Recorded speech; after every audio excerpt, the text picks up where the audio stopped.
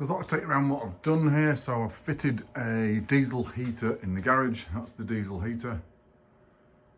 So it's on, so I've fitted a shelf above and then a second shelf so I can see that's the control unit. So it's a power control unit. That's the air intake. I've got my remote on this, on this, on one of the shelves. 12 volt supply goes up to the top of the heater at the back and then runs down and then goes to the power supply unit. And I'll show you the power supply unit. You might get a bit of noise because the fan's just gone, I've just switched it on. And then that's the power supply unit. So what I've got here, I've got the power in on this one. That's from the plug. And then I've got the supply out to the heater, and then I've got another supply which is powering my charging unit. So I've got a 12 volt charging unit over there because I can use the terminals because there's enough terminals on there to actually use it. And then I've got the exhaust coming out here, and I've sleeved the exhaust. I'll show you the whole exhaust in a second. I've sleeved the exhaust, and then that's the air intake. So it's taking air from inside the room, and that's away from the exhaust. So the exhaust goes down here. Now this is a little heat shield I've put because it's mounted, this is a false wood wall. So I've mounted that on, the heat shield on there so it doesn't burn the wood. And then I've sleeved it down to there. Now I notice I've put a straight through silencer on there. So that's a straight through, which means, because you can tell it's a straight through because the hole's in the same size. It's just powering up now, so you might get a bit of noise now. Yeah, it's powering up. It's its first time running. And then what I've done is I've put the exhaust out of there up to a window. I've taken the window out, it's a window pane. And then on here, this is a marine exit, exhaust exit. So on the other side, it's stainless steel. The two pipes don't touch each other. There's a pipe inside, which is the exhaust. And then this outer side is bolted to this piece of plywood, marine ply. And she's just turned off. I don't know why she's turned off. We'll check in a second why she's turned off, but I've sleeved that. And then I've put another heat shield here because what I did, I measured the temperature of the exhaust difference.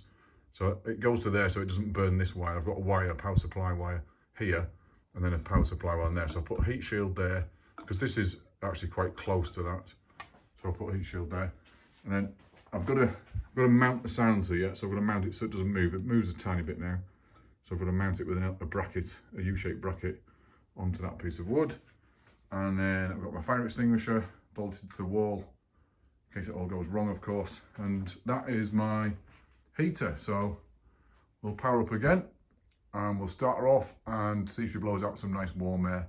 So that's reasonably solid. Now the reason I've heat shielded it is because I don't want to touch the blooming exhaust. These get red hot, these. So I've just used this exhaust wrapping and then lock wired it on. It's actually a sleeve. It's not wrapped around. It's just a sleeve that goes over the 24mm pipe. I've put a joint in here, which is a 22mm pipe, and then a joint on either side of here.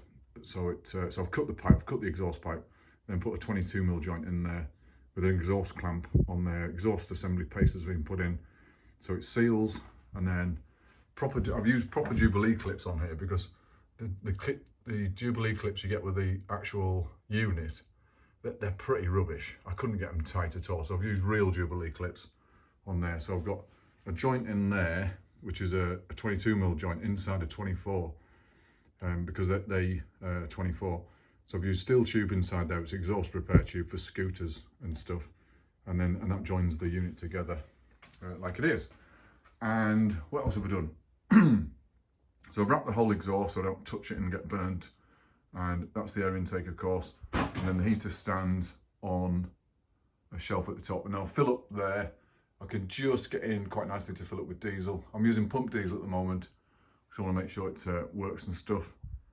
But that's all done. So the power supply unit goes up to there. That other 12 volt I was talking about runs past my shelving, and it runs into there. And then up to there, I've got a little 12 volt charger here into there. So it runs into there, it's just sat on my shelf, or bolted to my shelf. And I've got a little 12 volt supply unit. It's just for charging the screwdriver up here and stuff, keep my screwdriver up there. So it just charges that up, keeps all my kit charged. So that's the heater. I'm gonna power up again, because I think I didn't set the temperature, that's why it's not fired up. So I'll set the temperature and fire up again. and see if she gets my freezing cold workshop, which I think is about 3 or 4 degrees at the moment.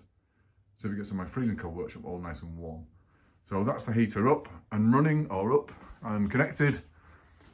I didn't go with one of the little units because these are simpler. These are really easy if you can fit them in. And obviously it's a workshop, so I don't need one of the little heaters and then try and wire it up. I've used a big heater with the casing on, so I can just effectively connect the exhaust up. And what you're allowed on these exhausts is you're allowed 270 degrees of bend. So what I've got here is I've got two 90s, so that's a 90 and that's a 90. Then I've got a 45, about a 45 degree bend there, and I've got about a 45 there. So that's my 270. So I'm less than 270 on the exit.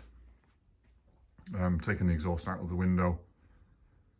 That should be fine. And I've used this, if I didn't use a straight through exhaust, because some of the exhausts on these, they've got an outlet there and an outlet there, and they go in kind of a V shape, and that gives you more resistance on the exhaust.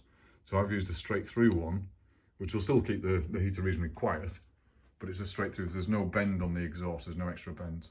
And of course I've used exhaust clamps on here. If you spotted these, these are actual real exhaust clamps. They're not, you know, the little fiddly little things that you get with the unit. And then on this join, I've used, this is 24mm pipe, you know, the flattened pipe at the end of an exhaust, normally on the heater unit.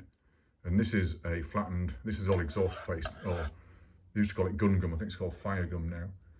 But I've used exhaust assembly paste to seal the units, cut a slit in the top of the, you know, the top of the flat bit on the pipe, just so this exhaust clamp's nice and tight. So that's nice and tight and rigid and air sealed. It moves slightly because I haven't clamped the exhaust up to the wood yet, but I'll clamp that up.